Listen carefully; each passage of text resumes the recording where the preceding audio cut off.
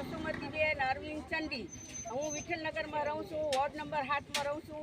પણ આ વિઠ્ઠલનગરની અંદર 20 વર્ષથી પાણી મીઠું નથી આવતું। ખારું ઝેર પાણી આવે છે અને ગરમ ગરમ લાઈ જેવું નથી નવાતું। એ પીવામાં તો પથરીના બદલે આવડા પથરા થાય, પથરા।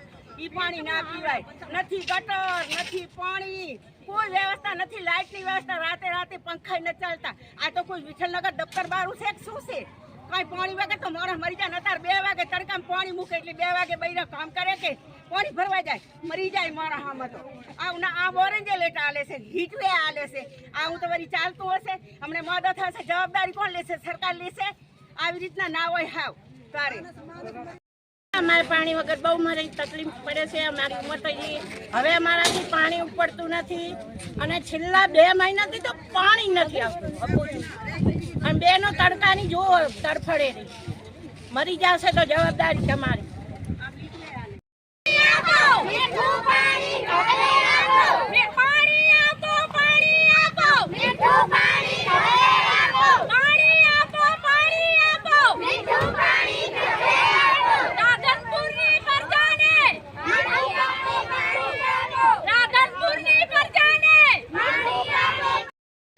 જ્યોતિબેન ગણપતભાઈ જોશી, રાધનપુર મહિલા શહેર પ્રમુખ કોંગ્રેસનું 7 નંબર વોર્ડમાં રહું છું। છેલ્લા 2 મહિનાથી 7 નંબર વોર્ડને જે પાણીની તકલીફ પડી રહી છે, અહીંયા બેડા ખાલી છે, ટાંકામાં પાણી આવતું નથી।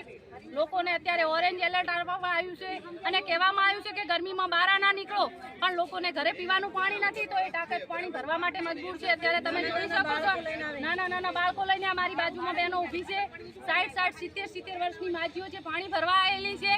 અને આમાં કોઈ પણ કાંઈ થયું, એક ઓરેન્જ એલર્ટ આલી એમ કહે છે કે આવા તાપમાં તમે બહાર ના નીકળો તો લોકોના ઘર સુધી પાણી જતું નથી। આટલી લાપરવાહી છે સરકારની અને કોઈ પણ કાંઈ થયું તો એની સંપૂર્ણ જવાબદારી તંત્રની રહેશે। છેકથી આ વોર્ડને પાણીની તકલીફ છે અને ખારું પાણી એ લોકોએ અત્યારે બંધ કરાવી દીધેલું છે અને મીઠું પાણી જે ટાંકામાં આવે છે એ 2 વાગે અહીંયા છોડે છે અને ખરા બપોરે પબ્લિક આ પાણી ભરવા માટે મજબૂર છે।